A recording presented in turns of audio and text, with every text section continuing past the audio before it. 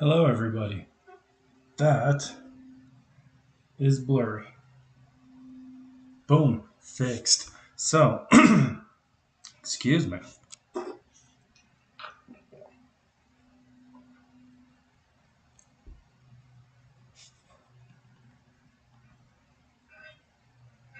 Hello, everybody.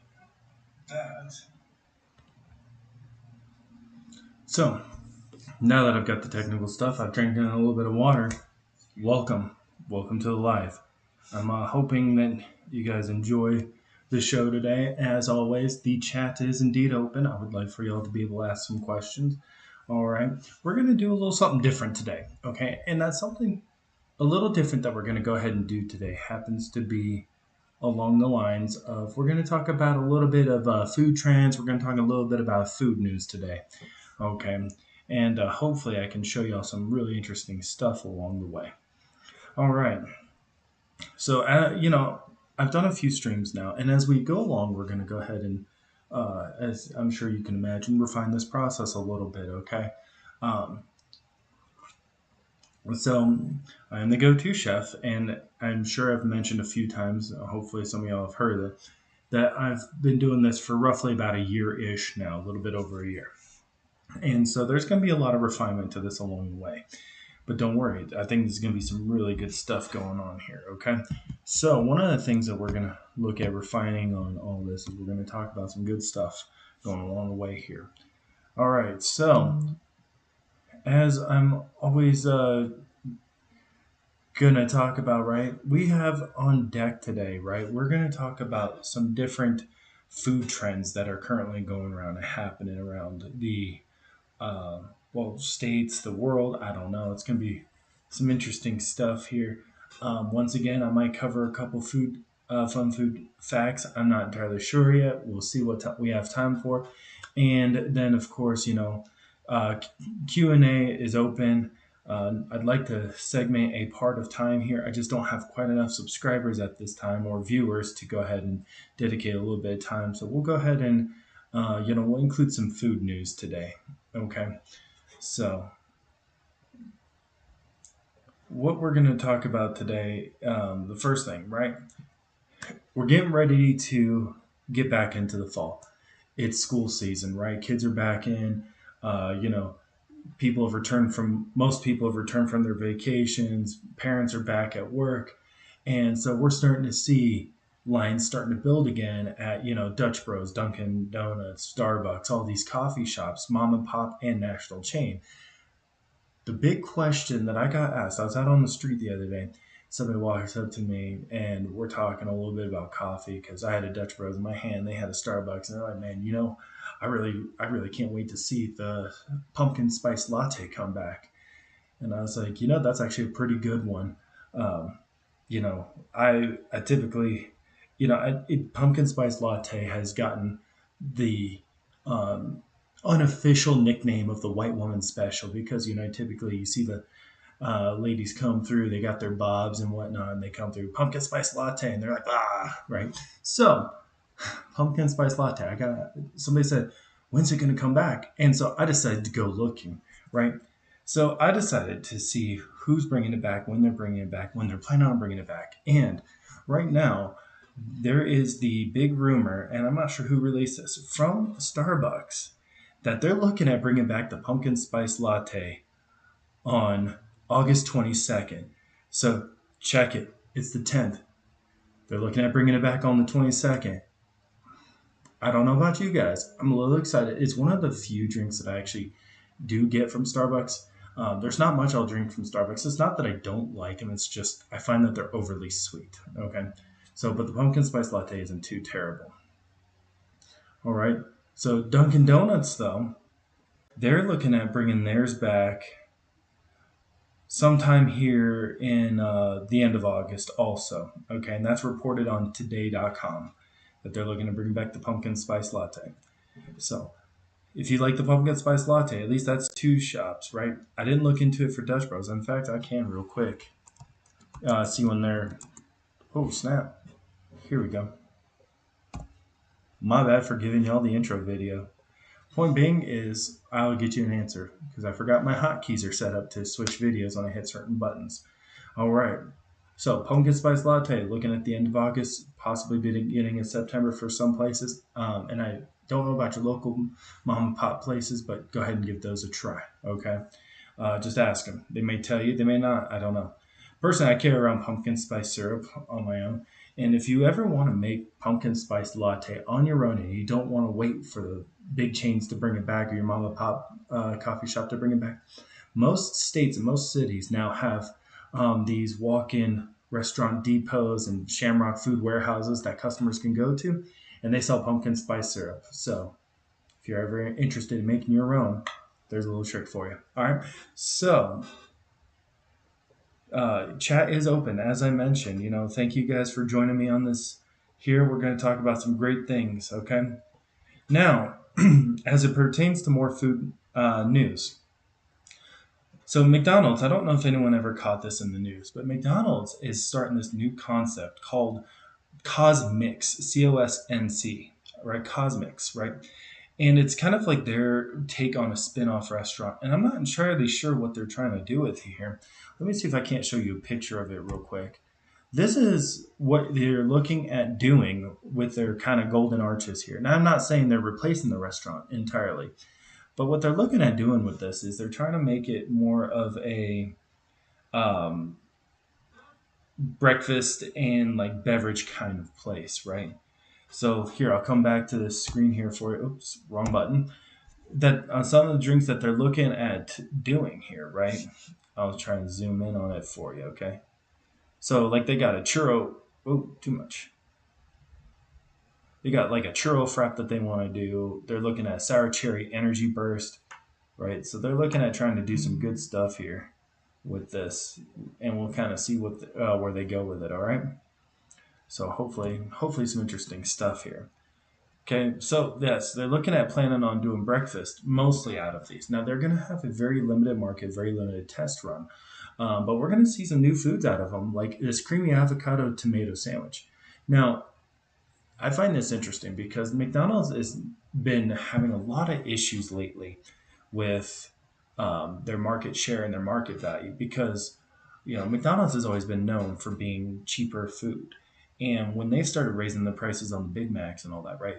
One can speculate as to why, and I think it's because McDonald's, being the largest fast food chain restaurant in the world, um, I don't think it has too many more markets to explore. It's expanded so much that there's only so many you can actually have, and the buy-in on a franchise is astronomical. We're talking over $1 million, sometimes in upwards between $1 and $10 million just to get a franchise started. And these franchise owners only make back an average of about $100,000 a year. And when you look at that, that takes a long time to recoup your investment into it.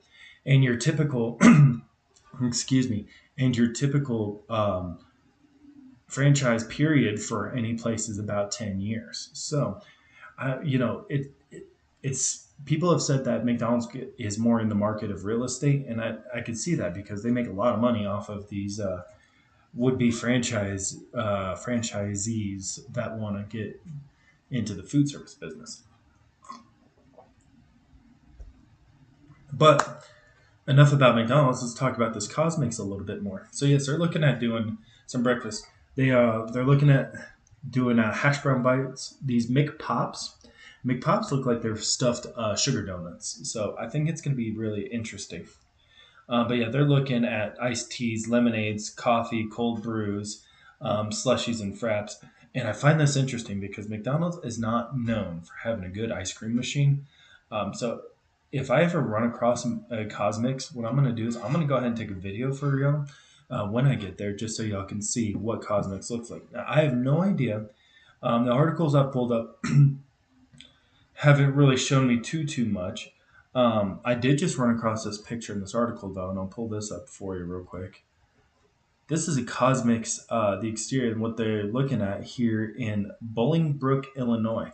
So if you're from Bolingbrook, Illinois, go give it go check it out. Let me know how it is, and if you're not, and you know if there's a Cosmix near you, also again, let me know how it is. I'd be very curious to see. Okay.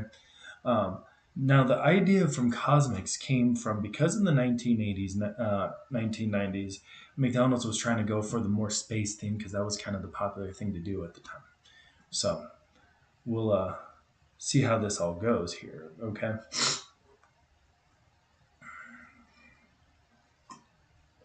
But that is something interesting going on in food there today, okay? Now,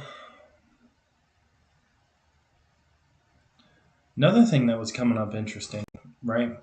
So Costco has decided that it's going to start enforcing membership sharing policies. Okay, um, they're looking, and I didn't realize Costco was having a membership sharing problem because I have a Costco card, and on the back of my Costco card it has my picture, and they can't let me, or I can't use, like say my buddy's Costco card, because they my picture isn't their picture. First of all, he's got a beard, I don't. So that's why I'm finding it interesting. And Costco has such an issue with this already. But apparently, Costco's going to start implementing new scanners at the warehouse.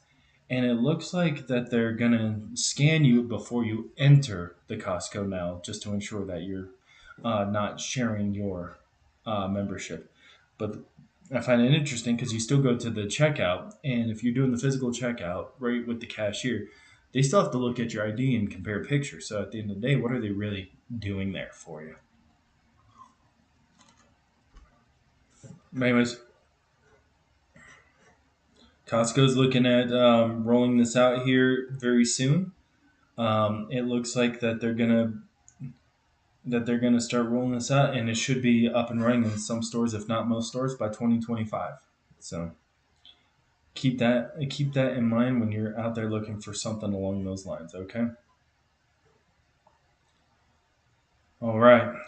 So last piece of interesting food news of the day, right?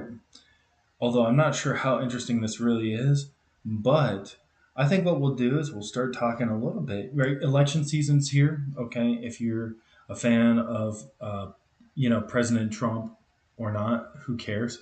If you're a fan of Vice President Kamala Harris, I don't care. It's not my place to tell you who to and who not to vote for. But what I'm here to talk about when it comes to presidents is there has been compiled a list of their favorite foods of these presidents. Okay, excuse me. So we'll kind of get into that here a little bit, and let's see what some of these uh, presidents or vice presidents have enjoyed the most. Okay, so it looks like one of Vice President Kamala Harris's favorite foods is breakfast cereal and gumbo. Um, Not together, separate. Okay, that would be a very weird combination, but she apparently loves gumbo. Um, Now I've had some gumbo that from across the United States, and there's people that tell you that the best and only true gumbo you can get is in Louisiana or the New Orleans area. I've had gumbo from out there, and I'm gonna be honest with you, it was really delicious.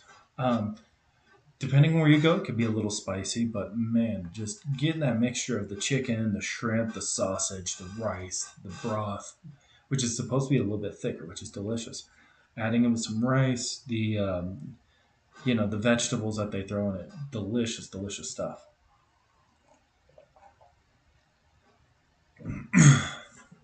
So, moving on to the next individual on this list here, President Joe Biden, the current acting president of the United States. Love him or hate him, I don't care.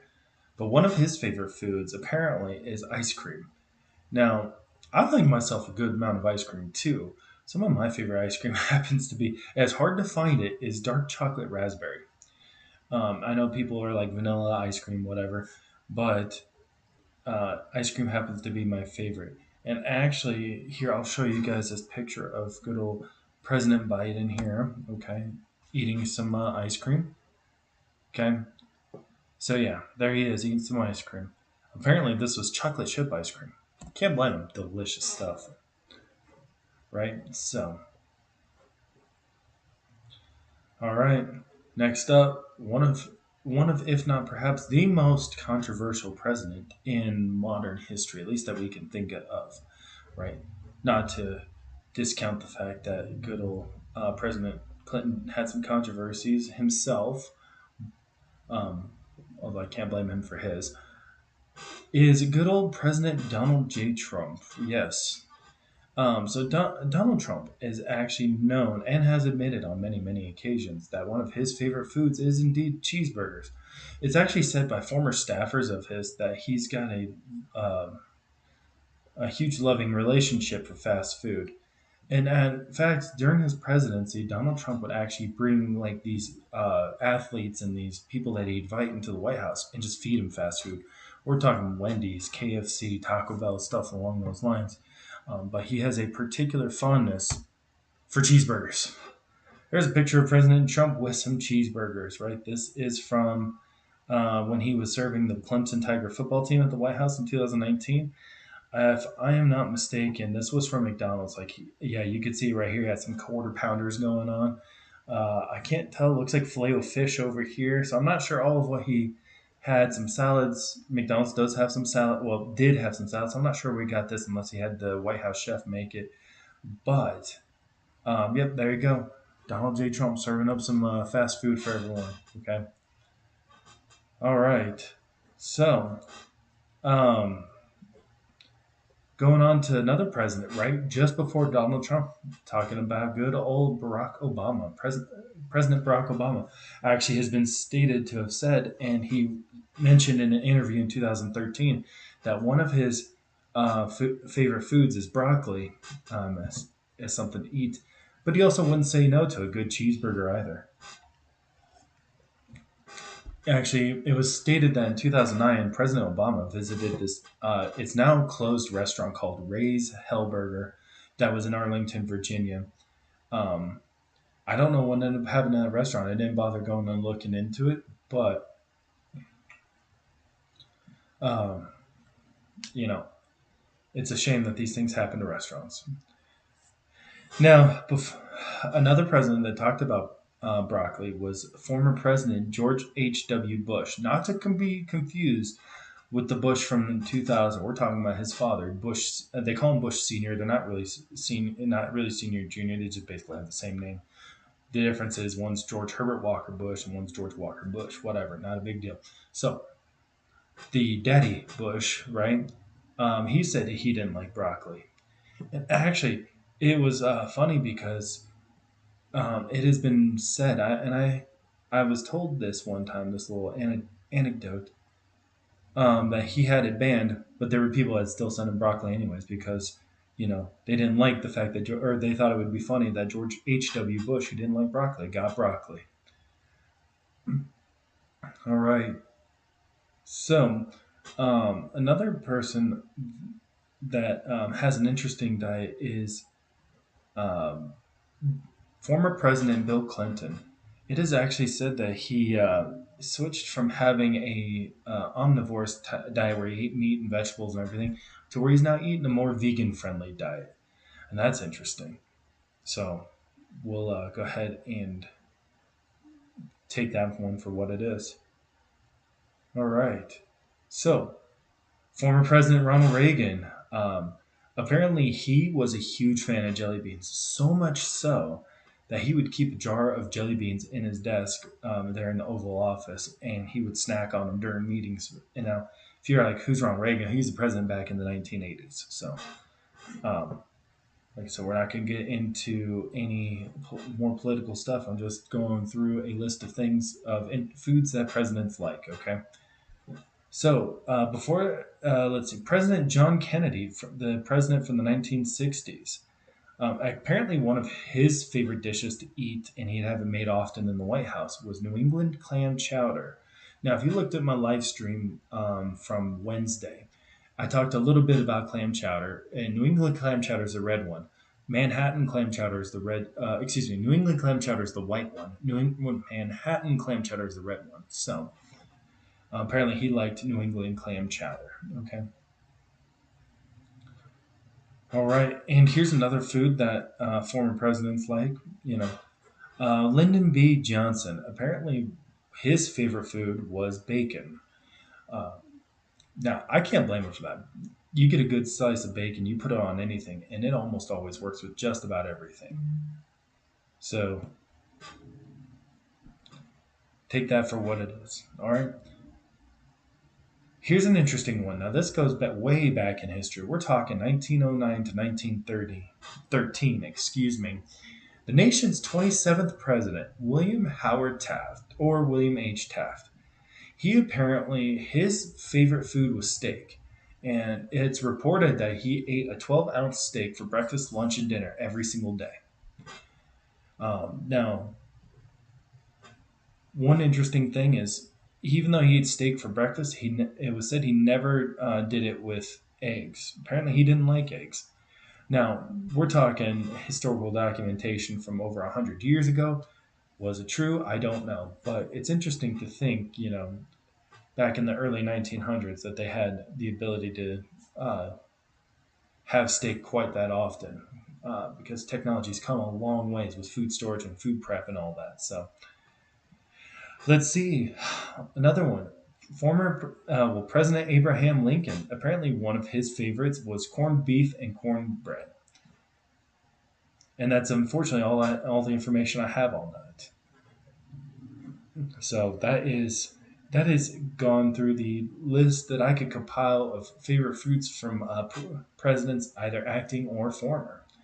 And like I said, I didn't get into anything political. I only cared about what was the food wise. If you like a president, great. If you don't like a president, great too. Yeah. Go and vote for who you want to this coming election in November. But we wouldn't be able to talk more about food unless we started talking a little bit about some food trends. Okay. Now, there's a lot of food trends that have happened over the years. And one of the best things about food is a lot of food trends seem to come and go, but there are some that tend to stick around for a multitude of reasons. And giving this some attention, right? Chat is open. Thank you for those who have signed on and joined us for this. Comment on some food trends if you do participate in any that you like. Otherwise, let me get started on this. One of the most common food trends that we're seeing a lot of here recently is fermented foods. Okay, when I say fermented, people are probably thinking something along the lines of like sauerkraut or kimchi or something like that. And well, yes, those are technically fermented foods. We're actually going to take it a step further. Here is a small list of foods that are actually fermented, right? Miso, tempeh, kefir, beer, and yogurt. Now, beer has always been popular, right? But kefir is some of that antibiotic like yogurt milk, and miso is that type of soup that a lot of people like. All right. So a lot of the fermented foods have come about because there are consumers that are a lot more health conscious nowadays than they used to be. So that provides interesting little take as to why fermented foods are becoming more popular. It's the probiotics, it's the gut health, it's the toxins everyone worries about. All right, another interesting food trend that has been going around happens to be CBD infused foods and drinks. Now, you may not find a CBD infused drink or food at your local grocery store. You may. It really kind of depends, right?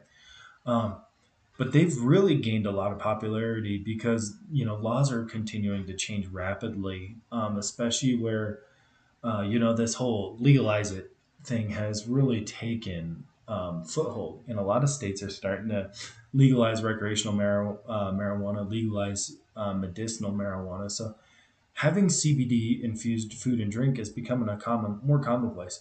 Now, I know we see CBD infused oils, we see it with lotions, we see it with chapstick and lipstick and all this. So CBD oil is being infused on a lot of different things. But here's a small list of a few things that CBD is being infused with right now. Okay, gin, the liquor called gin. Okay, hummus, ice cream, some lattes. So this is going to be more of your mom and pop places putting it in lattes. Mocktails. Okay, So a mocktail is a non-alcoholic version of a cocktail. Cocktail's the one with the alcohol. Mocktail's the one without. CBD infused chocolate, cookies, of course, and candies. And if you're like, well, why would you say cookies? Of course. Well, I think everyone here has probably heard of pot brownies, but um, it's not a stretch to incorporate, CBD into cookies. Now, I know CBD is not THC, so, don't sit here and think I don't know there's a difference between the two. Pot brownies are typically, infused with marijuana and the CBD uh, chemical, or excuse me, THC chemical, not CBD. And then, CBD is supposed to be the uh, agent from the marijuana plant that doesn't get you high, but it has its other stated medicinal purposes for it. All right. Whole grain options. Now, this one's starting to gain a lot of popularity over the last few years, and I've seen it because it's been stated that the whole grain breads are actually better for you because you're getting more of the nutrients as opposed to, say, your bleached Wonder Bread, which has, I think, maybe just the wheat germ, but it's bleached, so you're taking all the nutritional value out of it. So here's some things you could look out for when you're buying breads that are a little bit more whole grain. So real sourdoughs, right? I know there's breads that say sourdough on it, but we're talking real sourdoughs. Antique grains, they say that a lot. Heritage wheats, okay. A couple brand. Here's a brand that's very good for whole grains is Dave's Killer Bread. It's one that I personally use. Okay, ciabatta. Ciabatta bread is said to have whole grains in it more often. And some flatbreads, specifically Middle Eastern flatbreads, true Middle Eastern flatbreads. If you're like, well, where do I get that?